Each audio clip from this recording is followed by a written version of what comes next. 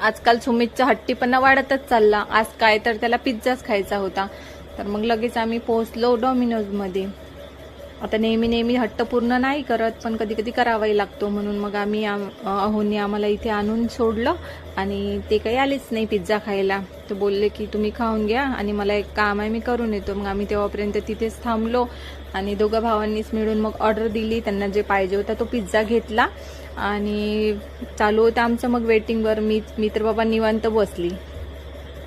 त्यांनाच घ्यायचा होता त्यांच्या चॉईसचा, तर त्यांनी घेतला आणि मग मी आरामात बसून मस्तपैकी पिझ्झा एन्जॉय केला. आणि सुमितचा हट्ट फायनली पूर्ण झाला. आज सुमित मस्त हॅपी होता, कारण 2 दिवसापासून चालू होतं मला डॉमिनोजमध्ये जायचं आहे. तर मग सगळ्यांनी मस्तपैकी पिझ्झा एन्जॉय केला आणि एक पिझ्झा आम्हाला पार्सल घ्यायचा होता. तर आम्ही मग एक पिझ्झा खाल्ला आणि एक पिझ्झा पार्सल घेतला. तर असा होता आजचा दिवस. तर दुपारपासून तर आम्ही संध्याकाळपर्यंत असा एन्जॉय केला. त्यानंतर मग बाजूनच दादाचं घर होतं, तर तिथे गेलो. तर 10-15 मिनिट आम्ही तिथे थांबलो. त्यानंतर मग आम्ही अर्णवला ट्युशनला पोहोचून दिलं. तर अर्णव पोहोचला मग ट्युशनला. मग बाय वगैरे झाला अर्णवचा. त्यानंतर मग पेट्रोल भरून घेतलं. त्यानंतर मग आम्ही निघालो घरी.